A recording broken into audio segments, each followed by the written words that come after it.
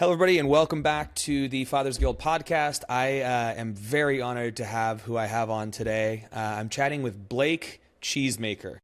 Nice. That is the German translation or the English translation of his last name. You might know him on Instagram as Blake of Today, and he's an extremely prolific writer and creator here on Instagram. He also has a YouTube channel and a Substack. But he gets me to really think as well as feel. And after each video that I watch of his, I'm really sitting there forced to examine my life a little closer. And oftentimes I'm extremely grateful for the experience that I'm having in life. But beyond that, I'm also deeply contemplative. Like, I'm thinking a lot about what he's put out there and whatever he's brought to light. And I think it's truly a gift. And I was talking to him off air about this, so he wouldn't be too embarrassed by the fact that I'm doting on him so hard. But in my mind, I think this is what art is supposed to do. And it often misses the mark for me. But for some reason, the way that Blake phrases stuff and what he puts out there, I'm not sure why it hits me so hard, but it does. And it's just, I'm truly grateful for the content that he puts out and how he puts it. So Blake, thank you for doing what you do, and thank you for being on here, man. Dude, you got to come with me everywhere I go. You're doing my intro when I'm at picking up the kids. You know what I mean? I got to talk to the other parents at soccer practice. I'm just gonna be like, hey, listen to my friend Pat Barber right here, real quick. He's gonna tell you who I am. Thank you, man. I really appreciate the platform. I really appreciate you sharing this with me and your audience and taking it, all those kind words. That was incredibly nice. Well, I mean it, man. I will never say something that I don't think is really true. And it's when I first stumbled across your content, it just immediately, I was like, what is this? And then I was like, why do I feel this way? How dare you? And then it's like every day and like all little pieces. So I genuinely appreciate it, man. And nice, dude. I'm curious, what made you start the account, and when did you start the account? Yeah. So, what I tell people is I've been wanting the internet to pay attention to me ever since the internet existed. I'm 42 now. Yeah, kind of like every iteration of kind of creating on the internet, I've taken part in. I've been a participant, and as a result, I've created a lot of things. Some of them good, most of them bad. The vast majority, thankfully, have gone unnoticed until relatively recently. And during sort of the end of the the official pandemic times, kind of the end of 2022. Think I started playing with TikTok a little bit, and I had always done blog projects. I had tried to be a vlogger back in 2016, making long form YouTube content. Wow. Yeah, there's a part of me that just it's like the guy who keeps showing up for to be the walk-on the football team, who just every season shows up and is like, I think I can make it this year. Like, I'm going to go to the combine, and you eventually you show up and the coach takes pity on you and he's like, okay, cool. You can sit on the bench while the real guys play. And so I just kept showing up, doing all these different things. And eventually, something hit on TikTok, which was silly. It was just a silly meme that I had made about the show Ink Master. It was a joke. It was a viral sound. It was nothing compared to what I do now, but it got 3.5 million views in 24 hours. And for the first time since I had done stuff, I had followers. I had 7,000 followers. It was just one of those things where it's just, and so for the first time since I've done this, there were people that said, hey, I saw something that you made and I would like to see another thing that you make. And so I was like, because that's what a follower is, right? They're like, okay, I've seen something you do. I would like to see more. And I was like, okay, cool. I'm going to do a test every other day. I'm going to post something of my writing. And then on the off days, I'm going to post something funny. And one of these, I'll take some trending sound or whatever it is, No shame, because I didn't have a lot of expectations for it. Sure. And eventually, just by the science of it, the writing was just winning out. People were just way more interested in the storytelling. Yeah. Hey, dude, that's got to be so validating. Come on. You're doing the thing that people normally get famous off of, which is making funny memes and shit, which don't really mean anything and don't move the needle for anyone. But and then also putting out your like writing and have the writing win out. That's really cool, man. It is I didn't cool. know that. Yeah, it is cool. Or I was so bad at the other thing that, you know what I mean? People are like, we just don't want to see that at all. And so eventually the writing won out. And it's funny because like I know you through fatherhood stuff. I watch your fatherhood content. And that's kind of where our Venn diagrams sort of crossed. But I didn't actually talk about being a parent in any capacity. I was very shy about it until almost 3 years ago. So I was about a year in, I think, to my content stuff. And then that's when I started my like this Week in Fatherhood series. And it was like I was very timid about it. And I think for reasons that we were discussing earlier, I don't want to position myself as some kind of expert in a field that I'm not. B, I don't want to trade in the privilege of being a dad. Like, this is a really, really cool thing. And there's so much, and I don't want to be a hater and shit on people, but it's just, there's so much exploitative content in the field where a lot.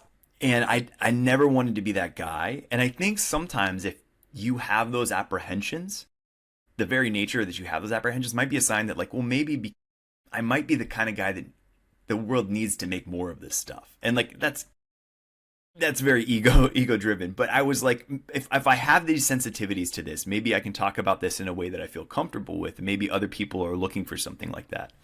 Yeah. And that's kind of when I started. Yeah. I always wonder if people can see through that, because like I watch the exploitative stuff and I go like, ugh, like I can feel it. And maybe it's because I've been an editor for so long and I see how stuff is set up, or like, but I wonder how they feel about it. Like the people who are putting it out, like doing it for the sake of doing it so you get more attention. And I'm like, or they're doing it so they can sell a product that they can, I don't know. Like, do you think, how do they sleep? Like, do other people see it? I see you see it. You're, how, are you my age-ish? I'm 40. Okay. There is an authenticity, I think, that we or an idea of authenticity that I think is very generational for us, because we lived in a time before the internet and sort of after the internet where we bridge this gap. And I think that the idea of authenticity is now very different.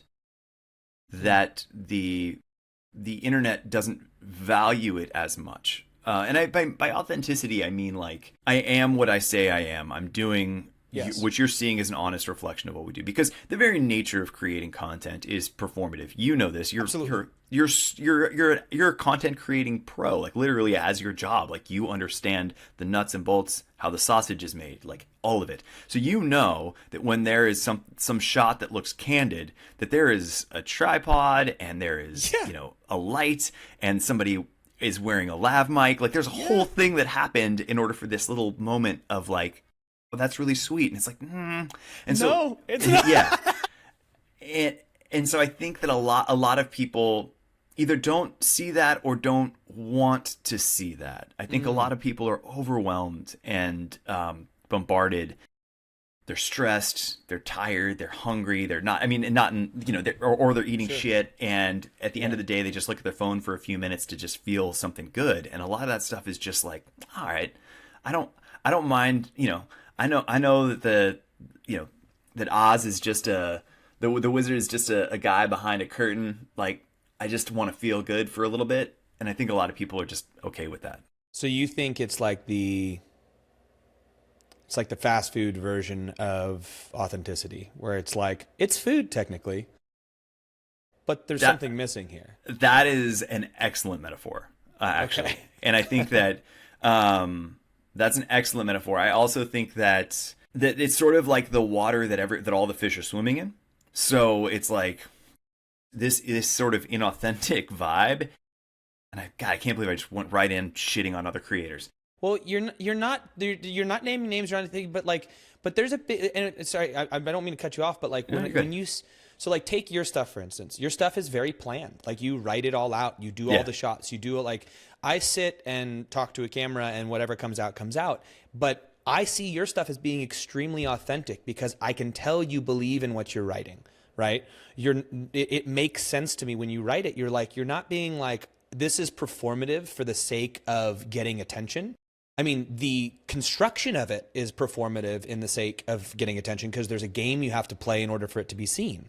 And you've been a marketer for a long time. You get that. But what you're saying, you clearly believe in. And it's stories about, it's stories about your life. You know, it's stories about, I don't know. It just seems really easy for me to parse the difference out. And I guess, Yeah. I don't know. I guess let me put it this way. The reason why is like I could have, at this stage in my life, I could have a job, and a real job that is much more secure than the one that I'm currently doing, that pays me on the 1st and the 15th. And that, you know what I mean? If I wanted to do something that I didn't want to do in order for security, I could do that.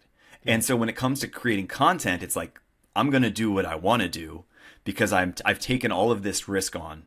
That risk means nothing if I can't actually do the thing that I believe in and I want to do. And I think that that's at its core kind of why I'm not driven so much to maybe do stuff that I don't believe in.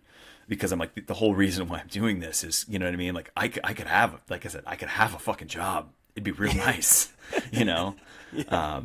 We'll get right back to the episode. I just have a quick little bit of housekeeping. Wanted to say thank you so much for listening to this episode of the Father's Guild and wanting to be a better father and man. If you'd like to support anything that I do here, you can either check out the link in the description of this video for 30 days of journal prompts and get on the email list, or you can go to thefathersguild.com and check out all of the things that I have to offer, from the retreats that we'll be doing in the summers, to the shop, to any of the Hero's Journey challenges that we have going on. Once again, thank you for listening to the episode, and now back to the show. Yeah. And well, I guess that kind of leads me to like, what does your process look like for creating? Like how does that go for you? Yeah. So it's interesting you mentioned the shot. So like I've been doing this for long enough now to where I have a pretty unobtrusive way of like, if I'm capturing like day in the life kind of vloggy stuff, I never do takes. I never do, like I never really stage shots. So for the most part, it's like I set my phone on the counter. I know where to set it, and whatever kind of happens in the background happens in the background. Whatever's going on during the day, and I have a few basic. I have some basic knowledge of like filmmaking and like, okay, I need a wide shot, I need a tight shot, I need an established shot, like some basic stuff like that. And so I kind of thinking about like, okay, I need to capture these pieces.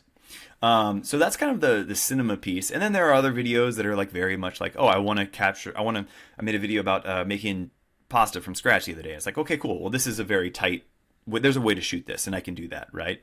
For the most part, the writing is independent of the capture. So I write my ideas and I kind of capture all the time. I'm kind of like, the kids call it clip farming. So I'm kind of clip farming all the time. It's just like grabbing these little pieces and then I write the piece, and then I go to edit. And as I go to edit, I'm pulling from this sort of catalog of, it's like stock of my life, stock footage of my life that I put into this piece, right? And that's kind of like, that's like, I'd say 75% of the content that I make is like that. So well, I think that's one of the reasons that it feels so authentic to me, because you've clearly got two separate things going on. You didn't film a bunch of B-roll that directly relates to the video per se. You've clearly captured the things that you were doing in your life. Like you've set up a camera. That's the inauthentic part, is you're like, I'm putting a camera up. Like, and not inauthentic. It's just the staged portion of it, but that's the nature of performing. You always do something. And then you capture a bunch of that, and then you write the thing separately, which is very real. The writing is very real to you. And then you overlay the two, and they don't necessarily match with each other. Sometimes they do, but it sounds like, and I'm so glad that I nailed what it was like. Like, that's what I was envisioning. Like, and it doesn't, and when I say that you set it up and you put the effort in that way, I'm not saying that you're doing it necessarily for, like, I would say my process is actually more inauthentic with that. Like, I get out a camera to set it up specifically to sit down and talk to it. So like that is always going to be the performative nature of what I'm doing. Cool. Anyway, keep going.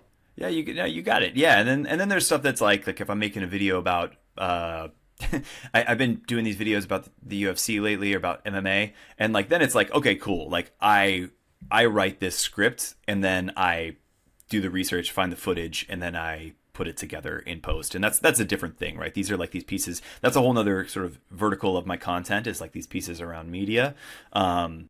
it be it songs or YouTube videos or whatever it is. And those are just a little bit more like, these are these beautiful things that I feel like, it's funny because you were talking about art earlier, and you were kind of referring to art as this abstract, not abstract, as this thing that is other than you, that you never thought about much about, like you as a creator or somebody who makes art. And I think on the contrary, that art is a core part of who humans are. It's just that we've labeled it as as this thing other than us. Yeah. So like, but anyway, so like, part of what I do is I like to, with my content, is I like to highlight these things that are these not necessarily high art moments, right? Fighting, YouTube videos of musical performances. Yeah, sublime. Yeah, sublime, exactly. Where it's like, yeah, that's like, it's like it's like radio, stoner punk reggae stuff. Like, but to be able to present that in a way that is elevated. Yeah. I think is like, that allows people to see their own lives as worthy of that level of the level of respect that kind of art gets. I want people to see that, to perceive their own lives as valuable enough to receive that respect. Yeah. I love like, that you do that. I feel that from your stuff. Like, I really do feel that from your stuff. I feel so like it, and I said that in my intro, but it's like, that's what makes me like really, like, I feel so much from the art that you produce, because it's making me, it's validating my connection with these things. Like even the Sublime piece you put out, it was a silly piece on Sublime, but I loved it. And I was like, I love throwing on Sublime, and like how it resonates with like that time in my life of all those pieces and everything you wrote about. And like, and you just bring that to light. And I think that is what art is it makes you feel. It makes you feel and connect in a way that you wouldn't necessarily just sitting there staring at it. And so many things can be put into that category. And I think art, as I was growing up and going through school, was high art or whatever it is, where it's like very snooty and shitty, and I didn't like that. But I really think we're in a day and age where that's not the case. And I was just I had my own perception of it, and that was due to the upbringing that I had or whatever it was. Mm-hmm. But yeah, but like to put it this way, since we've existed, and this is, I don't mean to get too heady, but like consciousness is a thing that's super weird. Like I can only see the world that way, right? And you can only see the world like this way, and I can never know what it's like to see me that way, and you can never know what it's like to see you that way. And this is how it's been since we could do this.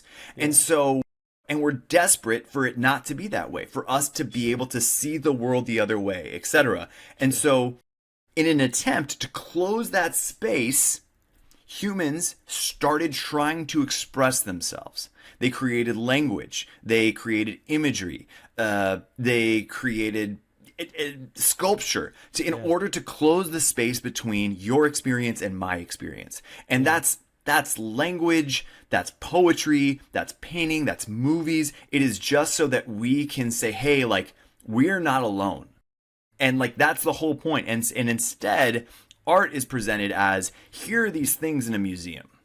Yeah. You know what I mean? Like, here are these things on a wall, which is the opposite of the thing that drove the person to create it, which is, we're connected, we're the same. And so like at its core, so it's like to be able to make you think like, yeah, I had the same experience as that guy did. And then you go to the comments and you're like, oh, hell yeah, we all had a lot of this experience. Yeah. It's like, hey man, that's what art does. That's why we do this. And so I think there's and it's to your point, like, that's why fitness is art in a way, you know what I mean? Like, that's why the art of expressing the human body is, like, that's a place where we meet, you know, people can relate to that. That's why sports are art, because you can relate to the story, to the agony. Everybody has felt the burning in their lungs and in their legs, and everybody has felt falling short, and everybody has felt achieving something. And that's what, you know what I mean? So I don't know. I just think that it's a much more accessible thing these days. In general, it's a much more accessible thing than it was presented to us as. Yeah, I think so too. I mean, I've never I've never considered myself an artist or artistic or a creator. Like I'm very reluctant to do any of those labels for myself. And as I step back and realize, I'm like, no, that's what all of this is. Like that's what, and very much so, we all have these, and it's that shared experience to some degree. Yeah.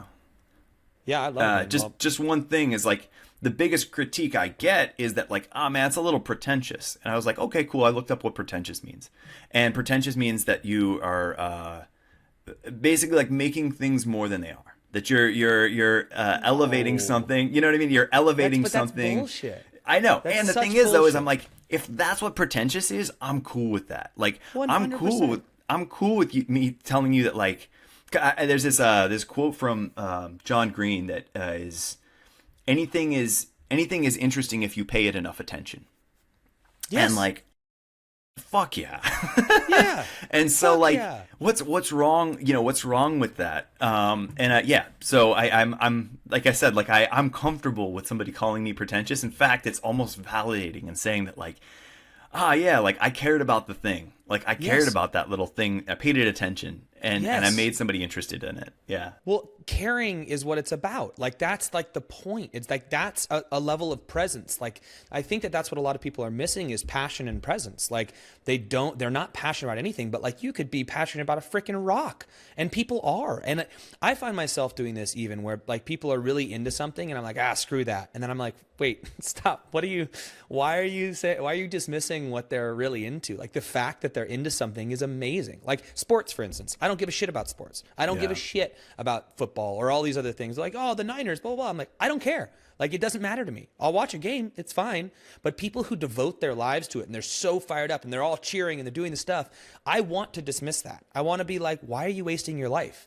But then I like look at the joy that they're having, and I look at like this collective consciousness around like we're all like here and supporting it and they're into it. And as long as it's not detracting from your life and you're like getting drunk when they lose and all that kind of stuff, like and it's actually aiding to like you're excited about something, I'm stoked.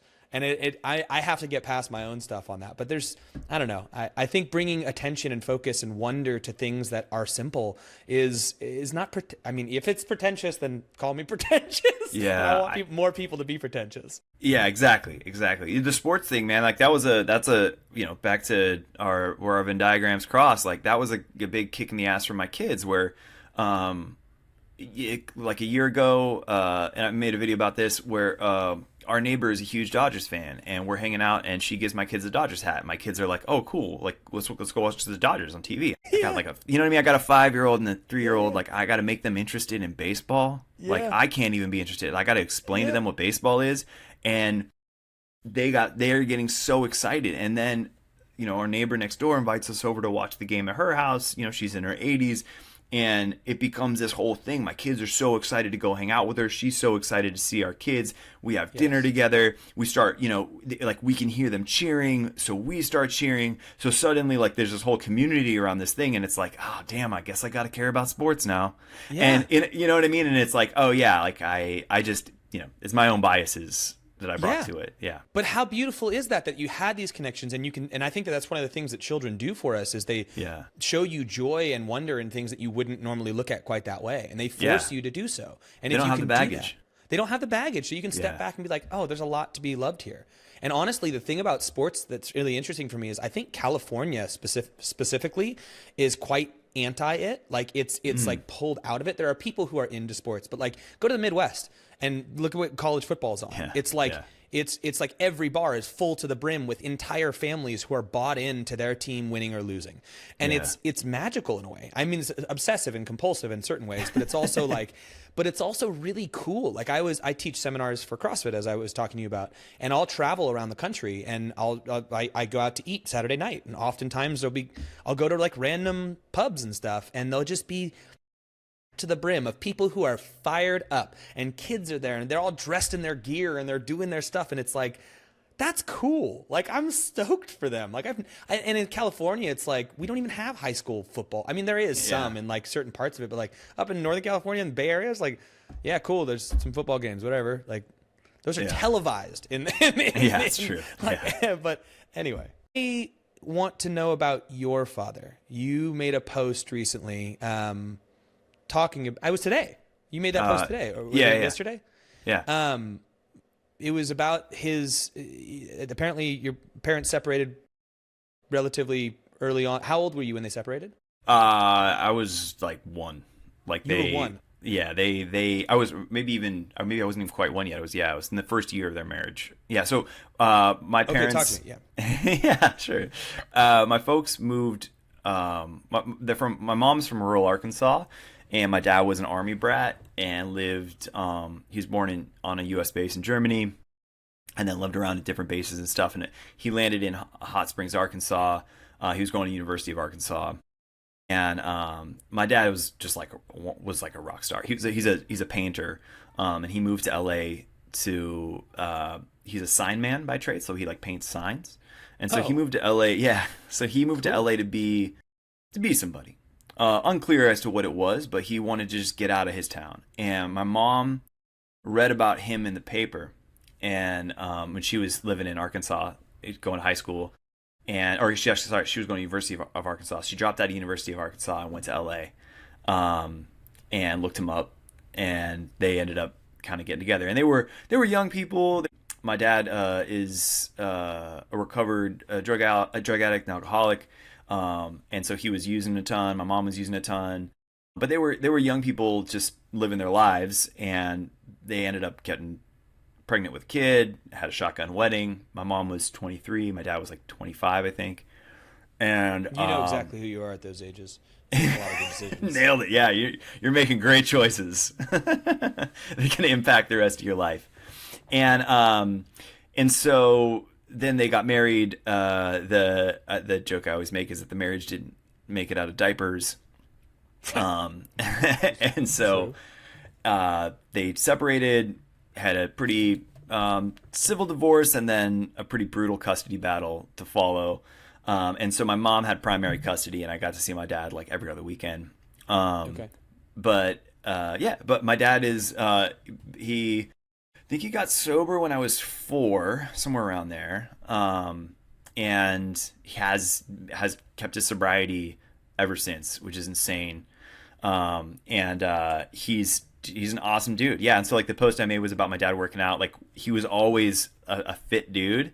And it was just such a part of how we related to each other. You know, the post I made was about his like first bachelor pad, which was like, you know, he's this artist. He had this like his living room. He had this like giant easel, and he had the weight bench in the middle, and then he had a Nintendo. And and so I was like, oh yeah, it's pretty easy to go to dad's house. You know, it's got like all the cool shit. Yeah. And so for very early age, our relationship was really built around, you know, just working out. He's more of a distance runner now, but he still lifts quite a bit. And like I said in the post, like he's broke his femur twice, and still crushes it, still goes on runs, and yeah. Yeah. And so what was your relationship like growing up? Like what kind of a father was he? Was he extra loving? Was he like more of a strict guy? Like what was his method of fatherhood? What was your example, so to speak? Yeah, so that's interesting.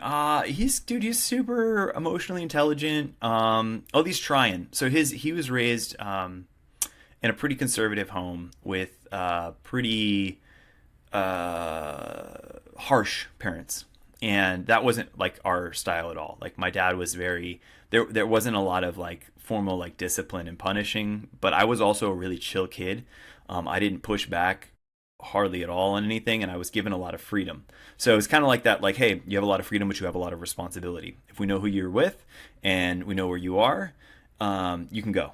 And so it was pretty chill. And then I also I treated that responsibility with the weight that it carried, and so I wasn't doing stuff. I was also like into straight edge hardcore pretty young. So okay. I was going to say, why did you decide to treat it that way? Why I wasn't early adolescence, I experimented a little bit, you know, drank a couple times, smoked pot a couple times, but mostly I was very early on, I got into the hardcore scene, and I got into straight edge stuff, which is, you know, the worst is going to happen is you're going to get in a fight, which I wasn't a big fighter. And so they were like, okay, cool, he's not doing drugs. He's like not really messing up too much. You know, this is a little aggressive and weird, but like so it's like of all the things he could do that are like weird, like that's a not a bad one. And so I was given, and so my dad was like, it's hard to explain. He's kind. He shows up. He for sure shows up, and I think he's also very much processing his own childhood, all the stuff that he dealt with, in sort of in real time. You know what I mean? And kind of like that's a lot. So my dad's a good man for sure, and I love him a lot. Right after high school, I should disclose that I made the choice to not go to. I mean, I didn't make the choice. There weren't a lot of options for me. I was a shit student. Barely graduated high school. Samesies. Okay, and so after high school, my mom lived in a small town up the coast called Ojai. Not up the coast compared to you, down the coast from you, but up the coast from me, called Ojai. My dad lived in LA, and I wanted to pursue music. I wanted to be in a hardcore band. And so I moved down to LA, and I was 18 years old. I was at my dad's house, and I had he was like, cool, if you want to live here, you have to go to community college. You have to be enrolled in classes. And I was like, Dad, I just crashed out of, 13 years of school. I don't think that another year of school is going to fix it. You know what I mean? Like, I don't think that that's the thing. Right. That's going to be the thing. You know what I mean? Like, we tried school, dude. Did not go well. I'm going to be a fucking rock star. And so I actually had to leave his house and go be on my own. And so, he set a boundary, and you were like, well, this is the boundary I have. Okay, fair. And it wasn't hostile. It was more like, okay, if you like, that's fine. If you want to do that, you can do that. And so I went out, and I was, financially independent from the time I was 18 on. I think that concept's actually really important, though. I think with kids in general, and I've said this before in previous posts, but I think boundaries are actually very important. They don't need to be hostile. They're just, it's like kind of a matter of a fact sort of thing. And I set those with my kids all the time, and people get mad at that, but I'm like, they need boundaries. Like, you can't just have unlimited, like, I give my kids a ton of autonomy, a ton of freedom, just like you were talking about you had growing up.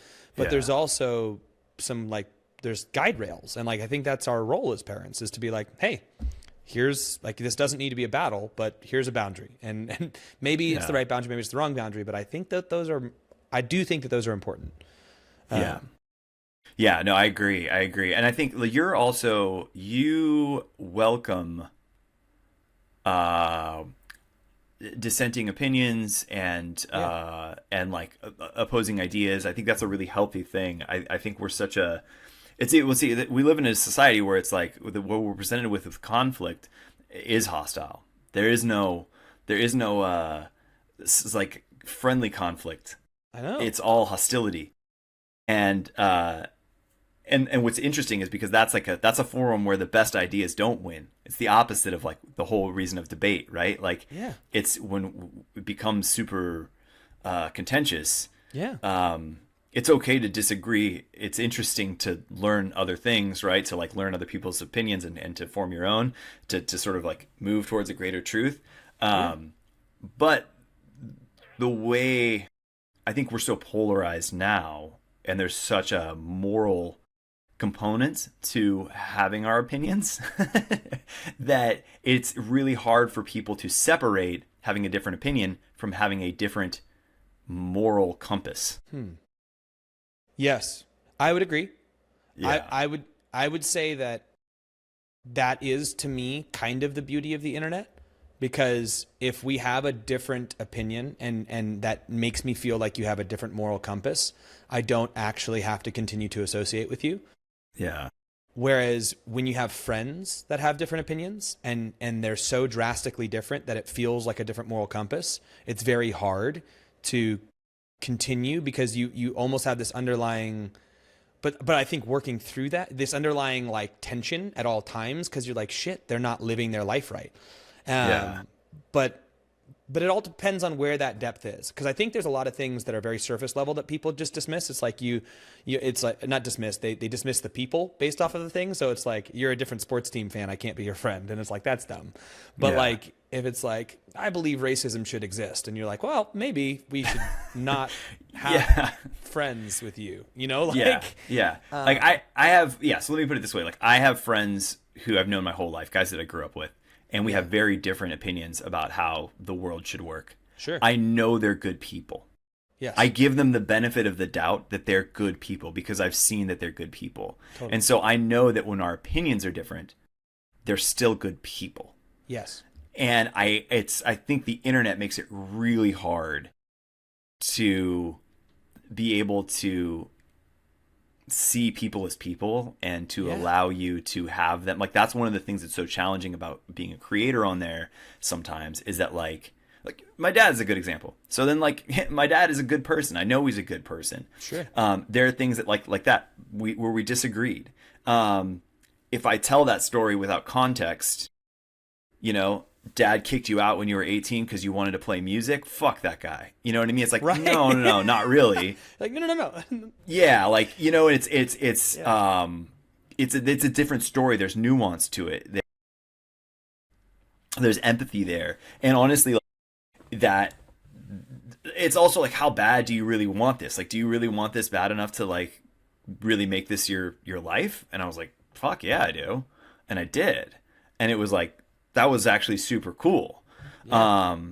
And I'm you know, in retrospect, really grateful that I had that. I think, you know, my dad really probably wished it went another way. Genuinely, like, he probably wished I would have just stayed, and sucked it up. But I think ultimately where we landed is a much better place. Yeah. I mean, the fact that you had the relationship enough to have that conversation with him and have it be amicable sounds like he was a damn good dude, or is a damn good dude. Yeah. He's a good man. So we'll pivot just a little bit, but I know you lost your mother 8 years ago. Yeah. Who was your mom? Like, what was the relationship with your mom like? Because she was the one who did a lot of the raising. Yeah. So what was that? Because you write very, very fondly about her. And so what was her raising of you like? Yeah, mom was awesome. So one thing that's important to note about like my parents and like the dynamic that I grew up in is my parents very much disliked each other. Like they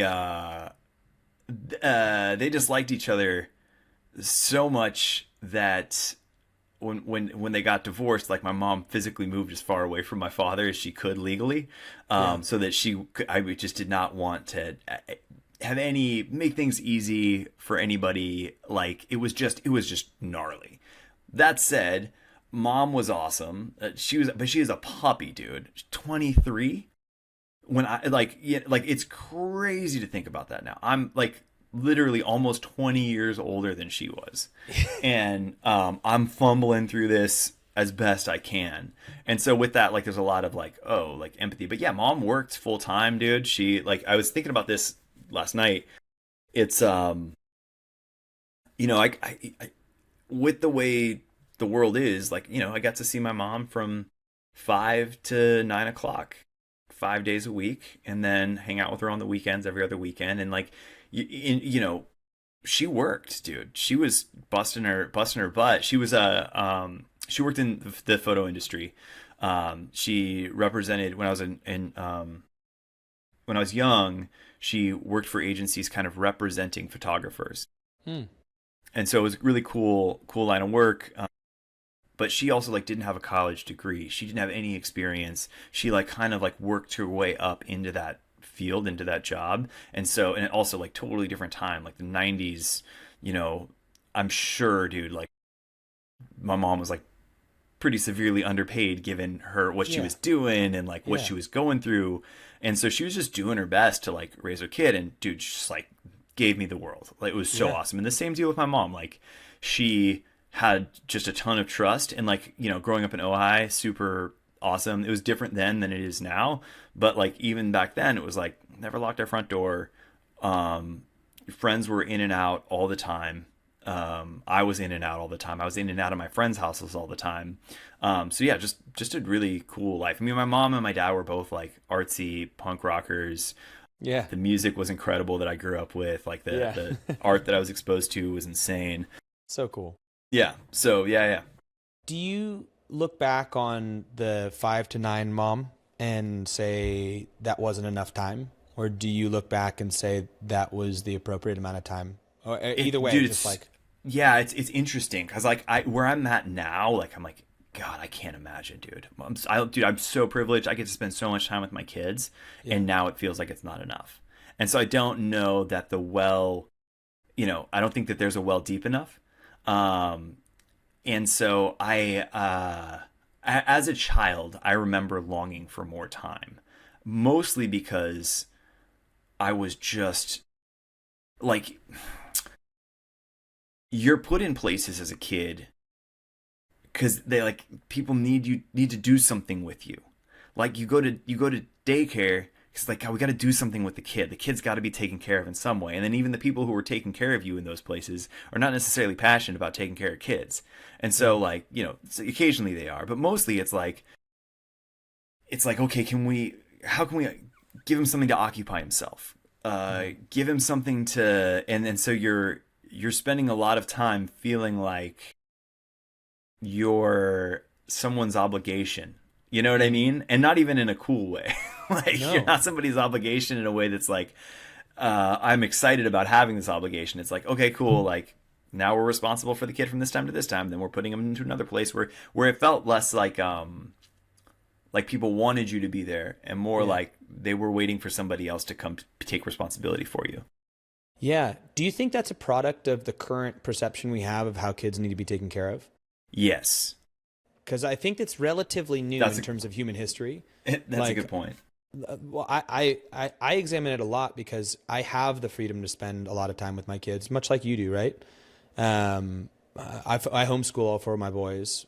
Sick. I work from home. We have, like I could essentially walk out this door and go right over and hang out with them if I wanted to. I can't because I have to work, but I always wrestle with the idea of like, there's no amount of time, like you said, the well is not like, there's no amount of time that would be enough for them. Yeah. Like no matter how much time I spend with my boys, they would want to spend more.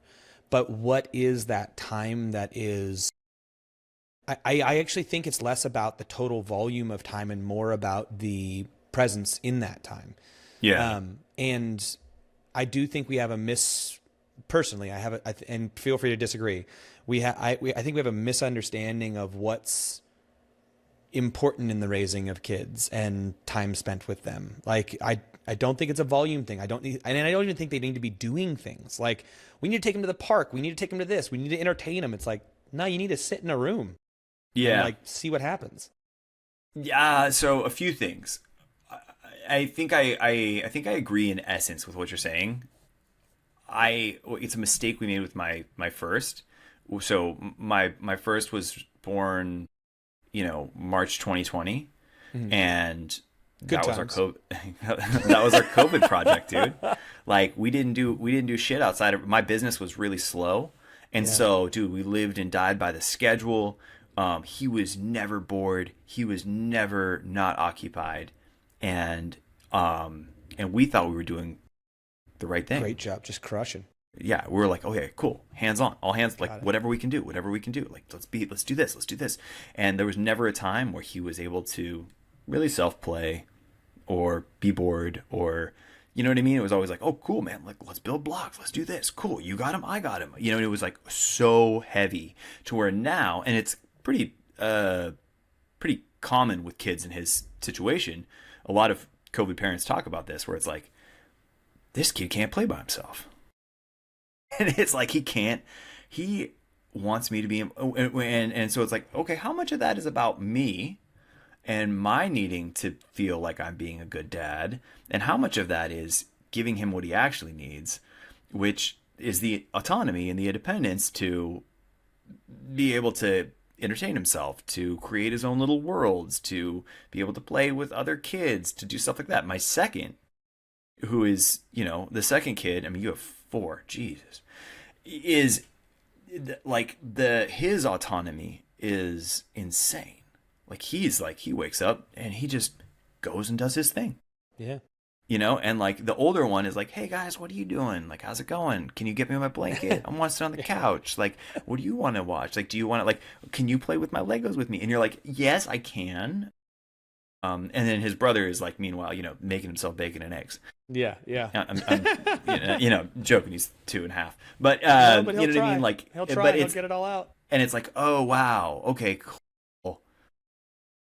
Like we can kind of, so this is the attention thing where it's like, that might have been too much. And so now, yeah, there is this balance between like we were latchkey kids, and like there's a lot of like But sayings the now, latchkey's like the other end of the spectrum, right? Where it's Yeah. like, I think that there's a happy balance to be struck, but Yeah. there's value in the latchkey stuff. I think that there's value there of like, nah, go outside, stay outside all day, and then they're like, okay, I guess we play with sticks, you know, like. Well, also, I mean, just objectively, we've had periods of time where like our kids stuck on a tablet for hours a day, and we've had periods of time where our kids running around barefoot in the backyard, you know, stepping in dog shit. And I can tell you which one is better. Like I can tell you which one makes them more happy. And I'm not saying that like you shouldn't do either. I'm not saying that you shouldn't play on the tablet at all, or that like they need to be, you know, whatever, that like that's the enemy. I don't think it's the enemy. I think, you know, it's about balance. But I can tell you that like, you know, that outdoor stuff, everyone knows it. Everyone knows that like that, to the point where it's cliched to even say, I know. hey, like our kids should get outside. Yet it becomes a struggle. Yeah. So yeah. I wonder if balance is truly possible in the day and age that we're in terms of like, oh, we can have it moderately because it's such a hijacking of the brain.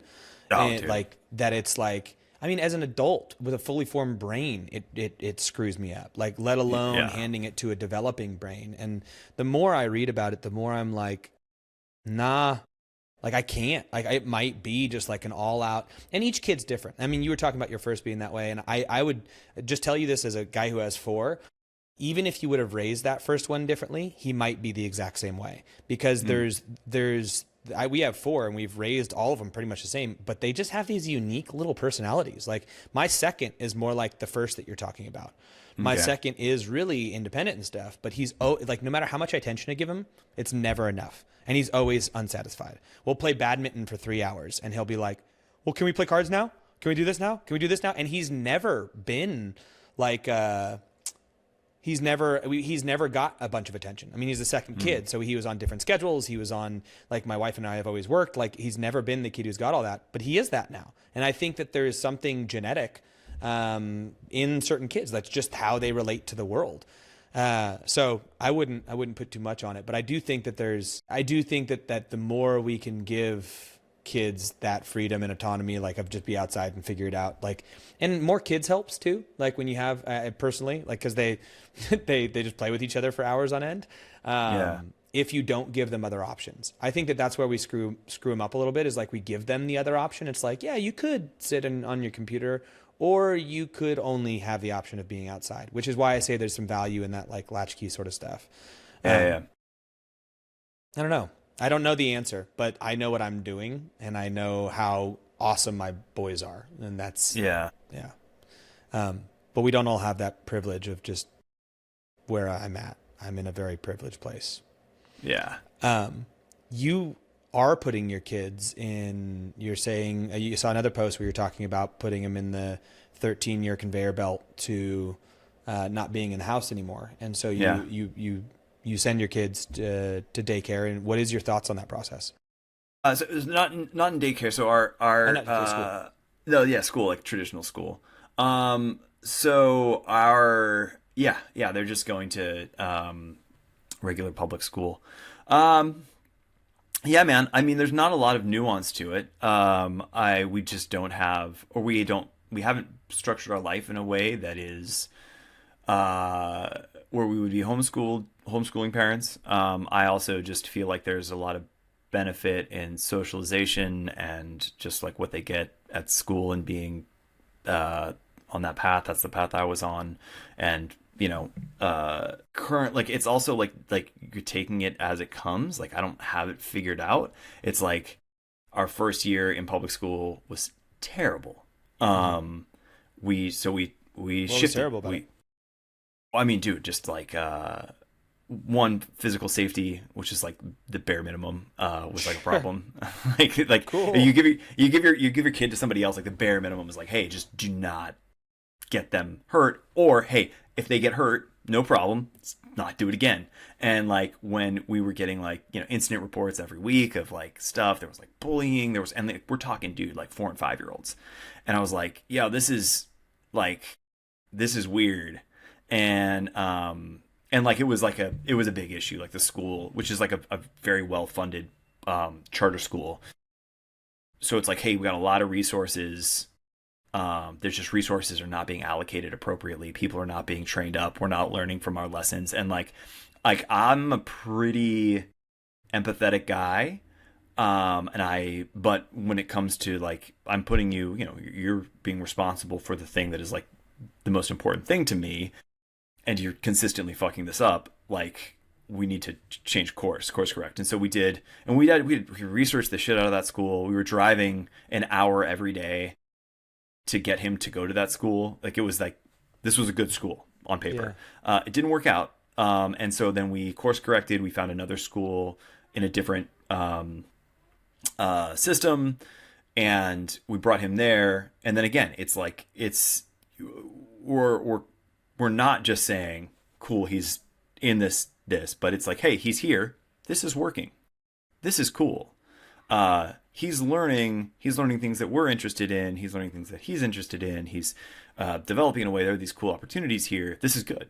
It works. And so for that, it works. You know, our preschool was totally different. We went to preschool at a co-op where we, similar to homeschooling, where there's like one primary like educator, but parents volunteer and work at the co-op. So we worked there a couple days a week while our kids went there.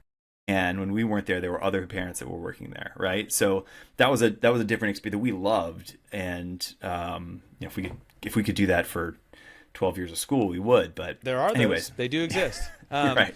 We do a homeschool charter called Ocean Grove Charter, which we get funded to, like, we can put them in horseback riding and jiu-jitsu, and like the state pays us to put our kids in like cool activities. That's dope. And then we also have 2 girls who live up on our property, 2 young girls who are my boy's age, who are also homeschooled. So like we send them outside, and we're like, schooling takes like an hour and a half, and then it's like, cool, now go outside, do whatever. I'm not committed for my entire, if they want to go to school, we can send them to school. It's just with the way our lives work, and my wife is the educator. She does all that, and she's a stay-at-home mom, so she can do that.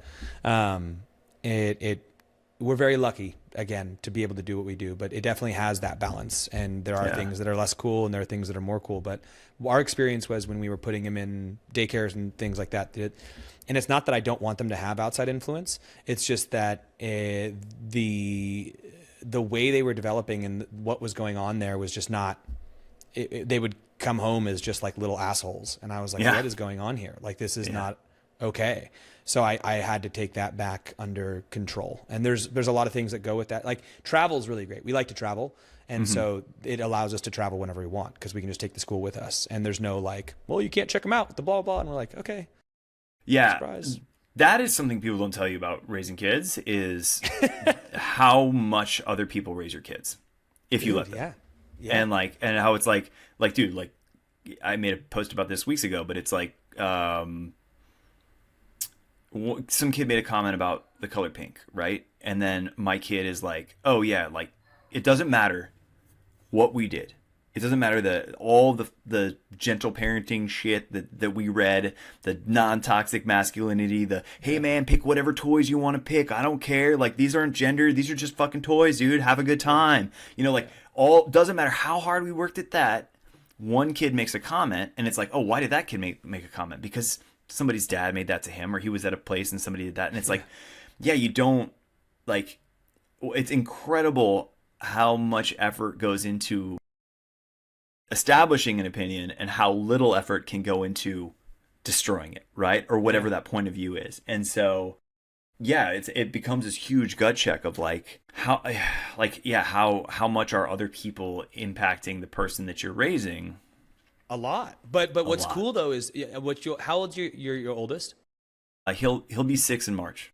Okay, so you're still early, but what you're going to start to realize is, especially if you're like this, and you seem like this to me, where you're quite open to other ideas and you discuss both sides of the story, and you don't just label it as like that dude's dad's an idiot and blah blah blah. You go, well, that was the story that dude's dad told, was told his whole life, and it's been a common gender norm that this is not a color. I don't think that's the case. Like, have you seen my pink t-shirts and all these other things? Like, does it feel like the case to you? And they go, no, and like, and yes, that specific thing. But what your 6-year-old will probably start doing is they'll start questioning things. They'll start putting out there, and then you ask them those genuine questions, and you go, like, what do you think? And then they go, I think that sounds silly. It sounds really narrow-minded. And you start getting these things repeated back to you that are just like such beautiful, coherent thoughts. But it takes a while. Like my 13-year-old, for instance, he's in that place where like I asked him, I put out a video the other day where a while back that I called him honey in it. And I was like, honey, seriously. And to me, it is totally fine. And there's nothing emasculating about honey. It's a term of endearment for family. Like, nothing in my mind registered. But the comments were all like centered around like, honey, that's so weird. You call your son honey and blah, blah, blah. Like, you shouldn't call boys honey and blah, blah. And I was like, that's your guys' thing. But then I asked him about it. Like, I brought it to him. I was like, hey, a bunch of guys online thought that I shouldn't have called you honey. What do you think about that? And he's like, what do you mean? I was like, well, why shouldn't, like, it's classically you would call a girl honey, but even then it's kind of deprecating when you use it for a girl, but when it's a term of endearment for family. So I'm explaining it to him. He's like, sounds pretty silly. I'm like, yeah, it's weird, huh? So now he gets to carry that like forward in his life of like, this conversation around there's different perceptions of things. So like, people can try to influence, but if they're very questioning in nature, like, does your 6-year-old ever question you like about all the time? Good. Oh, so all good. The time. Like, dude, everything. Like, why? I don't want to. Yeah. Why? Like, yeah. Well, I mean, and like, that's the stage that's part of the stage he's in. He's trying to figure out reality. And so all the time, I mean, and honestly, like, we're at this, we're very lenient when it comes to that stuff, where it's like, a lot of stuff is like, hey man, try it, see what happens. Like, and not like fuck around and find out, but like, no. Like, it's kind of, but it's not. Yeah. Yes. Not, I mean, but not like, not test, I'm not inviting him to test me. No. But I'm inviting him to be like, if I say, like, if he's like, hey man, like, why shouldn't I, throw this, toy over here? Like, I'm like, I don't know, I don't think it's a good idea, man. I think it might break. But you know what, dude, if you want to do it, go ahead, see what happens. Go for it. You know what I mean? And I like let him make the experiment. Figure stuff out. Yeah. Yes. Exactly. And within reason, and again, that's a silly example, but it is also more like, just like, this person at school does this thing this way, we do it this way, why? And trying to explain some of that stuff, or allowing him to, and asking him why, like, which do you prefer? What would you like? Yeah. What are the common responses you get back? Does he have coherent thought around it, or is he more in like the early stages of just? It depends. He's a sensitive dude, so a lot of stuff, like, he is very concerned with what other people do and what other people think of him. And so a lot of what we do is being like, hey man, it doesn't matter. Like, they don't have to live in your shoes. They don't get to be you, so they don't get to make decisions about you and things like that when it comes to stuff, because there'll be comments about food, there'll be comments about like, he painted his nails, and like, it was like, he painted his nails, and honestly, what was so funny is that a little girl said something to him. Like, his guy friends didn't say anything, which is interesting. And then the little girl said, hey, girls paint their nails. And so we came home and said, hey, so-and-so said girls paint their nails. And I'm like, yeah, girls, had the conversation with you. Do you, and then, or the other thing that we do, that we learned from another parent, which is really nice, is that if he wants to do something that's a little different, we just let him know, hey, just so you know, somebody might make a comment about this. Okay. Yeah. You can still do it. We want you to do what you want to do, but just know that somebody might say something. Do you still want to do it? And then it's usually yes, totally. So with the nails, it was like, he came home, we talked about it. I was like, hey, so this woman, or this girl, she's a little girl, she said something about my nails. I was like, okay, how'd that make you feel? Like, we talked about it. Do you want to take your nail polish off? We can do that, no problem. And he's like, nah, I just want to keep it on. And I'm like, okay, cool. And then, like, try not to add like too much value to it. You know what I mean? Not to be like, good for you, man. But just be like, okay, cool. I'm glad that you have an opinion and that you're holding on to your opinion and doing what you want to do. Yeah. I'm curious as to how your kids, as they move through what you see and what you feel as they move through the schooling process, because there's a sense of innocence that disappears pretty early on. When other people raise your kids, or not raise your kids, but like just because other kids are exposed to things that you probably wouldn't expose your kids to. And even in and I don't think you should shelter your kids by any means, but it's just the rate at which they're receiving information. Like cell phones are gnarly, like they're everywhere. And the things that people can be exposed to on them are nuts. I bet you're going to have some great conversations. Just put it that way. Like, I feel your diplomacy. Okay. My 13-year-old, I just had to have, I had to have the conversation with him about what masturbation was. And he had no concept of masturbation, no concept of that, because it's not that he's sheltered. He's got tons of friends. He's got tons of like human engagement. Like he just doesn't have access to, like, he's not getting told, he doesn't come in and have these really like the things that I had to go through, like, and I'm wrestling with how do I expose him to things that I think he should be exposed to? Like, do I hide a Playboy under his bed at some point in time? Like what, how do we slowly, I don't know. Yeah. It's a journey. We're all on it. I don't want to keep you too long, but I want to ask you a couple more things. What's your screen time like? I like your screen time update. Screen time's down. Screen time's up. What's what's your screen time? So here's the deal. I'm the part of the deal with screen time is that at least with my reporting is that I never give a hard number. I give a percentage based off of a week to week performance. Sure. There's never been a baseline that I've ever reported out on. So there's no real way to calculate what the maximum or minimum screen time is. I started doing it because it is this weird value judgment that I think we all, not weird, maybe appropriate value judgment that we all have for ourselves when we're like, oh God, like what was my screen time? I have just Apple sends me a message at the end of the week every week and tells me what it is. I will tell you this. In the beginning of the year, I had changed my approach to how I work with my phone. This is so silly. I have like an intermittent fasting approach to it now, where I give myself a window that I can do stuff with, right? Yep. So I literally don't look at my phone.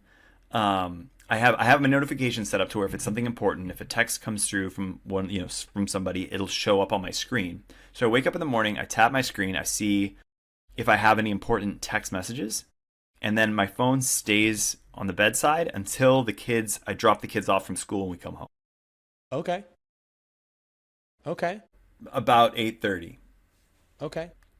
Changed our mornings massively. Yeah. Massively. And then I have a window within there where it's like, okay, I have a small, it's not like intermittent fast, but I have a small window where I'm like, cool, check your notifications, see what's up, and then put your phone away, put it in its place, and then go to work.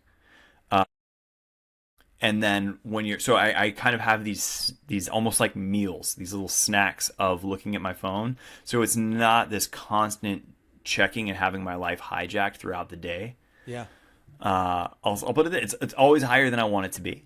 Yeah, and that said, I rarely take really proactive action to change it because we know that we could just make very definitive hard changes in our lives to where we could stop doing that. But I'm making efforts now to be way more deliberate about it. And this I recommend this to everybody because, dude, for like vast majority of people, there's nothing that you need to do before 8:30, right? I mean, given your careers, most of us, there's like your job does not need, unless your job does need to, right? Get in touch with you at 7 a.m. But like that window in the morning, like there's no reason why your day needs to be hijacked by just this dopamine sucking device. Oh yeah. Yeah, I think before 8:30 is after 8:30 is a great way to frame it. Yeah. What time do you wake up? Oh, we wake up at 6:30, somewhere there. Yeah. I have a very sorted relationship with my phone. I use an app called Unpluck. Okay. And it's really good at blocking it out, and it actually makes it so annoying to get through that, like, if I go to try to get to into Instagram, it'll do this little bar. Like if I go right here, it'll say it's blocked. I go to close app and I have to go to unpluck.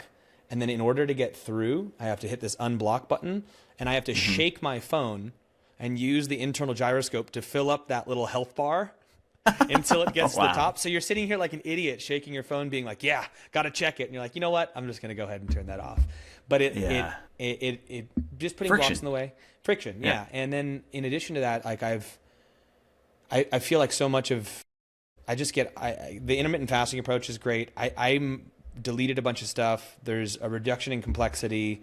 Like, I think we try to add more stuff to simplify our lives, but the reduction of the complex things is yeah, dude, totally. It's going yeah, like gadget fatigue, gadget stress. Like, dude, like what's like the whole if you've ever tried to monitor your sleep, or I don't know if you like check your like resting heart rate or your just a little bit like or any of that stuff, like if you have a Whoop, etc. Like each one of those devices, for how much it helps you, the amount of anxiety that it also creates is just, dude. Yeah, it's like it's majoring in the minors, as they say. I am pretty anti all of it. Like I'm anti prescription, like very heavily. Like I'm very much like, you don't need all that. It's fine, but but you should not rely on it. Like I have a big sense of, I think a lot of people, especially in the fitness world, are very fragile. They've got these like very particular routines and all the things that they do, and like they're monitoring every little piece, and they're neurotic about it. And oftentimes the people who are the most attention to detail are the people who should least be paying attention to those things. Where you're like, dude, just relax. Like, you got to relax.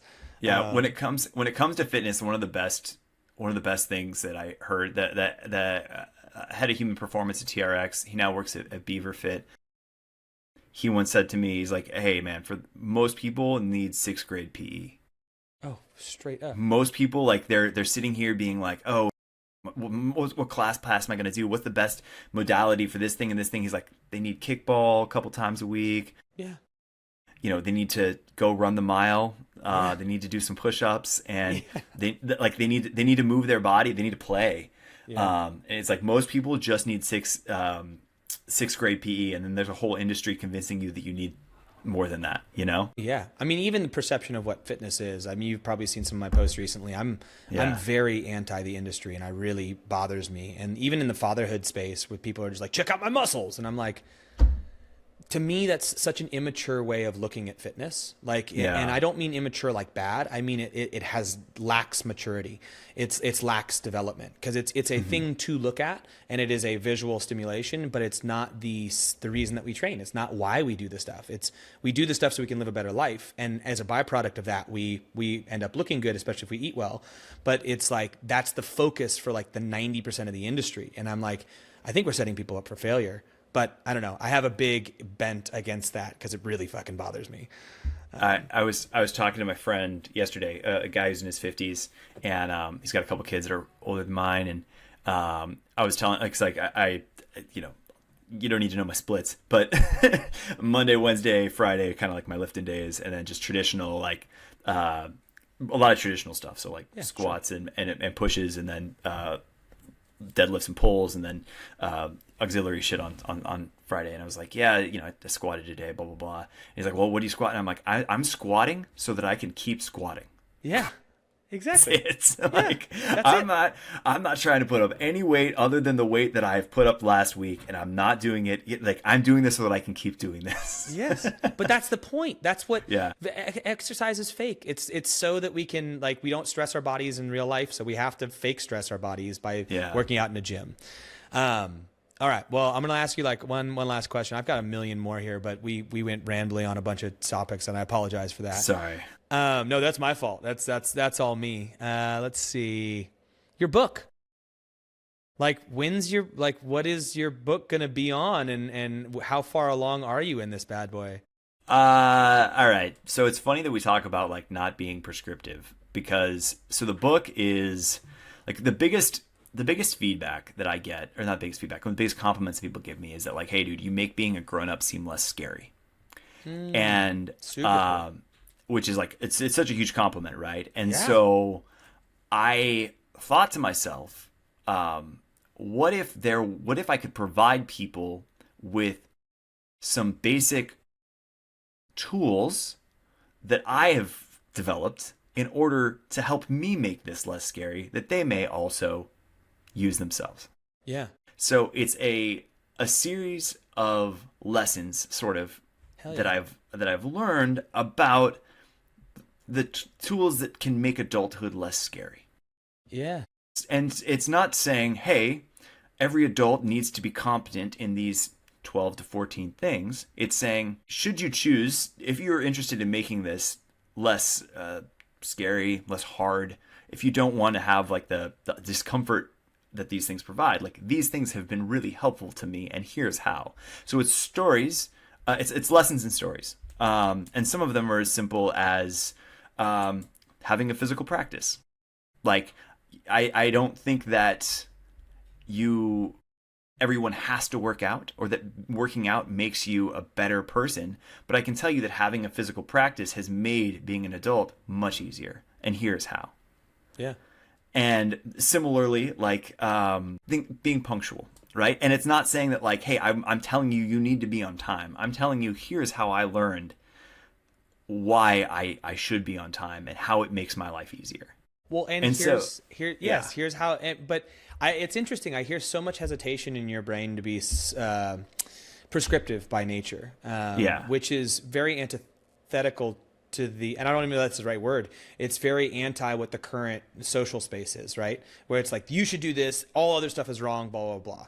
And I love your hesitancy around being prescriptive by nature, but I think you could be more confident in what you're saying when it comes to most people should probably be doing these things. Yes. And I don't know where that stems from in you, but you have very good insight into how it's worked for you. And you do phrase stuff in the way of like, this has worked for me. Like, this has worked for me and this is why I do it. And that sounds like what the book's going to be. And yeah, you're very... And my opinion is that, look, I'm only an expert in my own experience. Yeah. And therefore, like, I'm happy to speak with authority of expertise when I tell you about my experience. And the way that I do that, I think that, and because it is so personal, it is so relatable. Yeah. And that's where I think the lesson is. Versus, like, sorry, it's kids screaming in the background. You probably hear. It's all good. Okay, good. Is like, it's kind of contrary to like radical self-reliance. Whereas like there's, for a lot of people, and not to like I don't want to push any buttons, but like Jordan Peterson got a lot of people to make their beds. He provided a lot of good structure for a lot of people that didn't have any structure. I would like to offer people something that's a little bit more empathetic, that's a little bit more, deals a little bit more in the ambiguity and the gray area, just because that's kind of been my lesson in this. And so, yeah, so like I have a hesitancy, I think, towards saying like, this is the way. Mm-hmm. I prefer this is my way, or this is the way I've done it, and this is the way it works for me. But yeah, I get what you're saying, because there's certain things where you're just like, it feels to you and it feels quite obvious. Yeah. Don't agree to the things that you're not going to do. Like, so the book is a series of stories that are all sort of grounded in lessons. That's cool. Yeah. That's so cool. we're far off, dude. We're in like the outline stage right now. Okay. And then there's a lot of questions about like what to do. This is actually, sorry, again, I'm a rambler, dude. But like when it comes to like what the publishing industry is and what a book does and all these things, there's a part of me that's like very DIY and punk rock. Like that's kind of how I've done things my whole life. Even the last 8 years of my professional career, I've not been a salaried employee for 8 years, and managed to figure out a way to make my life work in these sort of like weird little windows of business.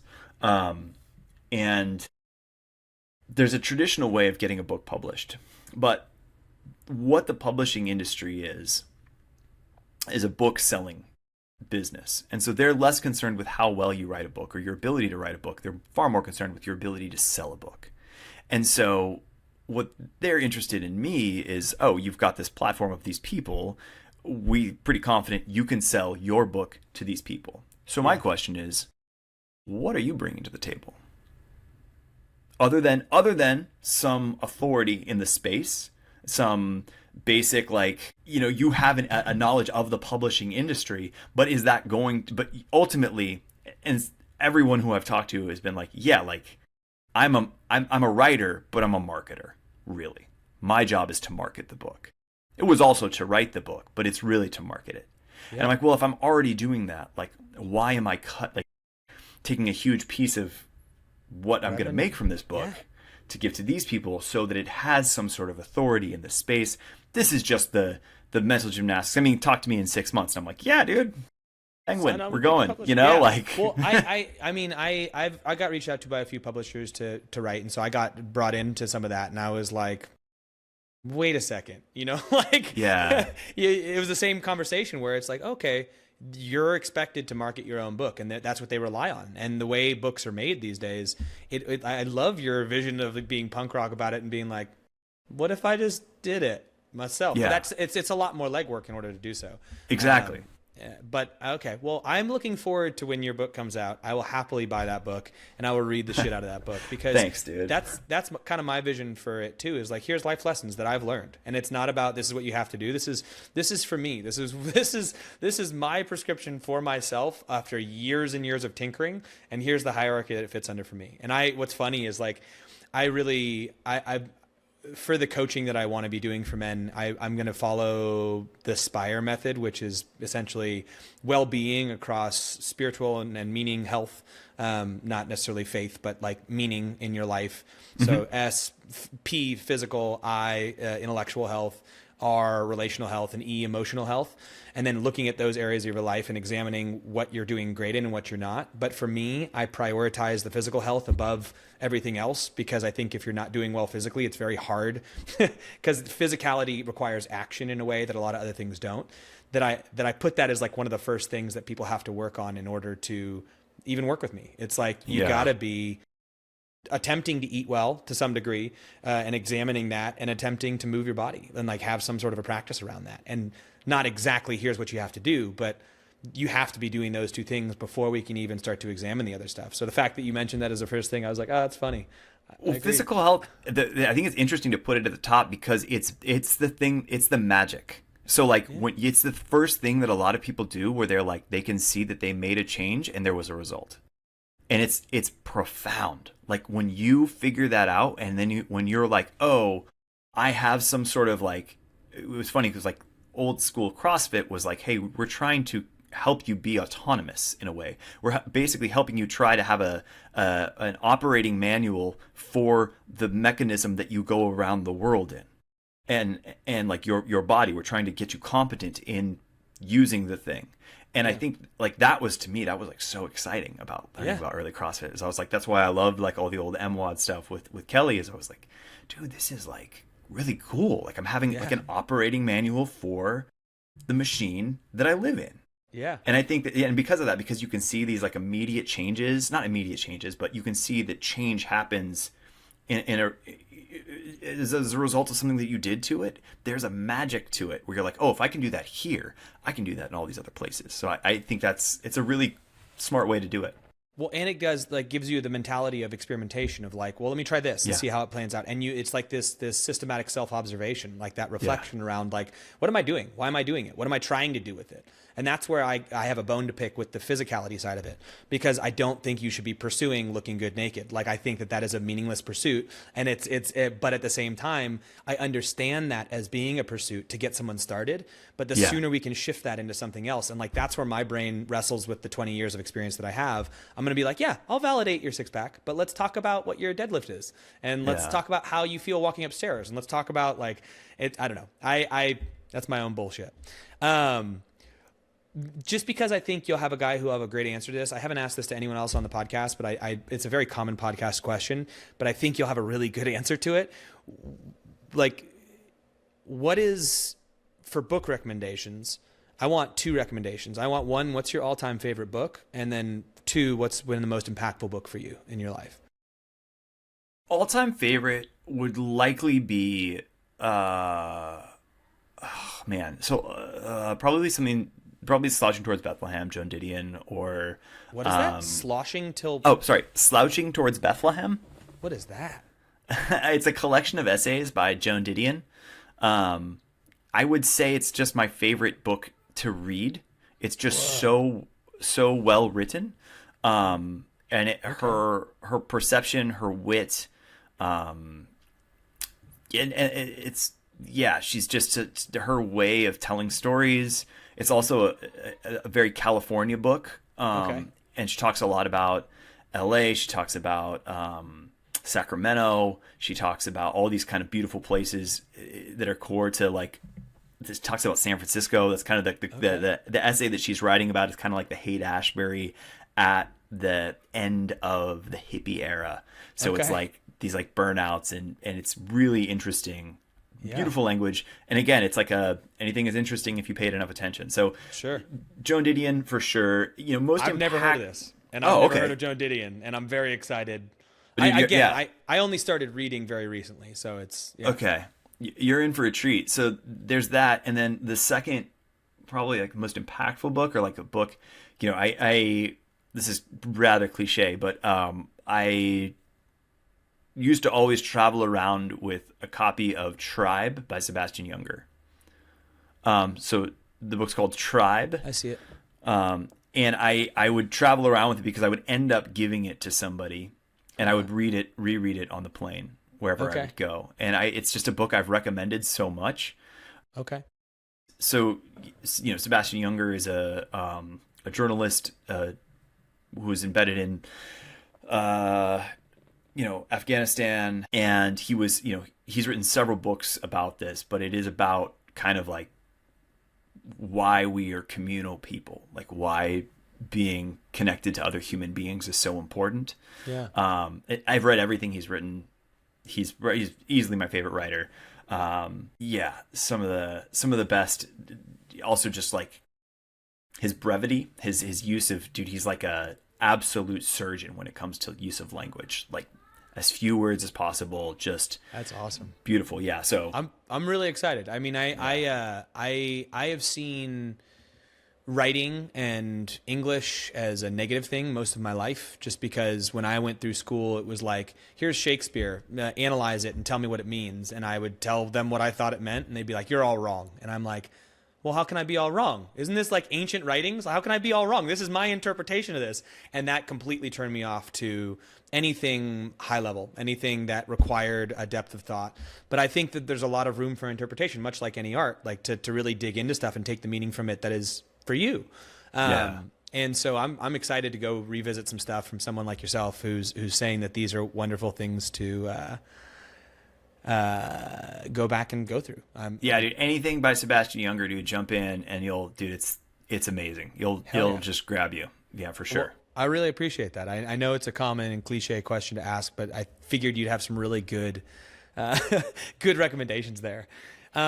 Your gas station math post, I'll do this and then one more question, but like your gas station math post, I absolutely loved, like, and it was so deep to me, like the where it went. And like, I know you referenced money in it, like down the road, spending it on your kid, or like you can spend money now to get further down the road, or you can spend it now on your kid and like get to the end, basically. It's the more meaningful piece of it. And I loved it. And I took it mostly as a reference to energy and time, and where you put your energy and time in your life. That's what it means to me, is like, I could spend it now on this, like writing another piece or checking my phone or doing the thing, or I could shift it to the thing that truly matters and put my time into my kid.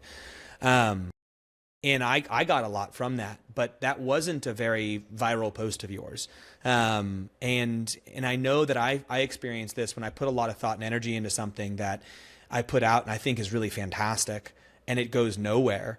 There's a certain sense of like, oh, bummer, you know, like, yeah. And I'm curious if you feel the same thing, knowing the space is what it is, or do you have that experience with things like that? Yeah, dude, somebody asked me, a while back, they're like, what is, like what how do you feel like when a post, I guess, like, what's your expectation of every post? And like, I'm like, yeah, my expectation that every post that I post is going to go wildly viral. Like, it's totally irrational. I think every single thing that I put on the internet is amazing. It's going to get millions of views. And the second that everything doesn't get millions of views, is devastating and emotionally taxing and awful. And it's a constant struggle to not let that eat you alive. And I think it's just, you just have to be honest. I wish I was nonchalant, and I wish I was like, oh yeah, it is what it is. It's art. It has artistic integrity, and the people that got to see it, and it's special that it touched somebody. And you're like, yeah, that's great. I want a fucking million people to see it. I want them to see it right now. You know what I mean? Yeah. I want another 100,000 followers because of it, because I think it's that good. And there is just realistically, these machines are made to make us feel that way. And it's a constant battle between, hey, dude, I know that that's good. I love that you saw it. I love that it connected with you. I know that, dude, you get everything I would tell somebody else is not what I tell myself. Everything I would tell somebody else is you want depth, not breadth. You want to go really deep with people. You don't want to go really wide with people. All of the art that I love is not art that everybody in the world loves. It's fucking niche shit that only like a handful of really cool nerds like. I want to make that shit. You know what I mean? And then I'm like, nope. I want the shit that fucking everybody sees. And like, that's, shit. You know what I mean? And you're like, well, no, if you're shooting for the middle, dude, you're shooting for nowhere. Yeah. You got to hit, you know what I mean? Like, you got to find your people. Yeah. And like it's a constant. I'll say this to Becca. I'll go, man, I thought that post was really good. She's like, are you kidding me? That post is really good. Yeah. And I'm like she's my mom picking me up from soccer practice. Yeah. You know what I mean? Yeah. And she's like, you don't think that's good because the attention company didn't send it to a lot of people to take their attention away so they could give them ads? That's why you don't think your art was good? Yeah. And you're like, yeah. Yeah. You're like, yeah, I do actually. Yeah. So, oh shit, man. Yeah. Well, I'm glad that you feel that way too. Yeah, unfortunately, dude. And I'm sorry that you feel that way. Dude, all the time. But at the same time, part of the catharsis for me has been starting the Fathers Guild account and have anybody pay attention. Like I hate social media, and I've hated social media for about 10 years. Like, I was very reluctant to do anything on it, and I started putting stuff out, and I got a small following on my personal accounts just because I was in CrossFit and really high up and competing in the games and doing all that stuff, so people would follow me. But I'd post stuff that I cared about, which was like my kids or my thoughts on parenting or my blah, blah, blah, and it would just flop. It would just go nowhere. And I was like, well, that shouldn't matter because it's important to me, but it matters. And I was like, that sucks. And I watched people who, to me, were quite vapid and hollow individuals just get these massive followings and lots of people paying attention to what they did. And I'm like, I don't even need recognition, but I kind of do. And I think these are good ideas. And I left social media for like 3 years. And that was like 2019 to like 2022, like late 2022. And then I was finally like, well, I can either keep bitching or I can put out stuff that I believe in and not care what happens and just like keep trying to put stuff that I believe in out. But then I was like, but I also have to play the game. Like, cause there's a game to social media. You have to play the game of like, I'm going to make it so it grabs an attention. People want to pay attention and then they can get the message behind it. Cause if I'm not playing the game, how can I be mad that it doesn't go anywhere? So that was what the Fathers Guild was for me. Is I started it up and I was like, fuck it, I'll play the game. Like, I'll play the game, but put out things that I believe in, and regardless of whether they go anywhere. And then all of a sudden, much like I'm sure you felt, stuff started landing, and it was like, oh, there are people who care about this conversation, and this is good. Like like I want to keep having this conversation, and it feels meaningful, and I like it a lot. But there's still many times nowadays where, like, because I've had some validation in this, it's like you put something out that you're like, this is so meaningful to me. And it's like, no joke, I have 220,000 people following it and it'll have like 2,000 views. And I'm like, it just means that the machine that is doing it is like, no, this wasn't compelling enough and stimulating enough to their little dopamine receptors. I was like, damn it. Yeah. I don't know. And like, the thing is too, with all of that, the very fact that you have these thoughts about like, I want to put things out that I believe in. I want to connect with people in a meaningful way. I want that you are even hesitant to play the game. There are people that only play the game. And you're competing for attention with people who are only interested in playing the game to the extent that they will not